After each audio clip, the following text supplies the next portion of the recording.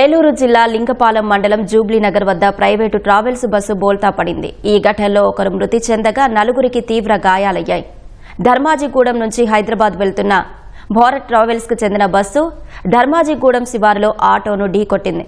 వారి నుంచి తప్పించుకునే క్రమంలో డ్రైవర్ బస్సును అతివేగంగా నడుపుతూ లింగపాలెం దాటిన తర్వాత ఎదురుగా వస్తున్న బైక్ను ఢీకొట్టాడు. బైక్ పై ఉన్న ఇద్దరికి తీవ్ర గాయాలయ్యాయి. దీంతో మరింత వేగం పెంచాడు. జూబ్లీనగర్ మలుపు వద్ద బస్సు అదుపు తప్పి బోల్తా పడింది.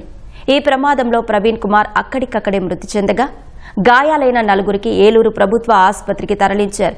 సమాచారం తెలుసుకున్న ఎమ్మెల్యే సొంగా రోషన్ ఘటనాస్థలికి వెళ్లి పరిశీలించారు. ధర్మాజిగూడెం నుంచి హైదరాబాద్ కు కాంట్రాక్ట్ క్యారేజ్ బస్సు ఇది. ఆల్ ఇండియా పర్మిట్ ఉంది. 2-వీలర్ ని హిట్ చేసి ఆ తర్వాత ఈ కరువులో బ్యాలెన్స్ కాకుండా బోల్తా పట్టడం జరిగింది. ఆ సంఘటనలో ఒక వ్యక్తి చనిపోవటము.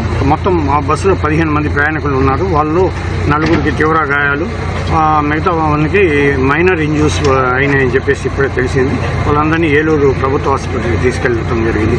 వెహికల్ పరంగా చూస్తే రికార్డ్స్ అన్ని కూడా బాగా కరెక్ట్ గానే ఉన్నాయి, వ్యాలిడ్ లో ఉన్నాయి. డ్రైవర్ అయితే పరారీలో ఉన్నాడు. డ్రైవర్ కానీ అందుబాటులో ఉంటే మనకు ఏమైనా ఫర్దర్ ఇన్ఫర్మేషన్ కూడా రావచ్చు.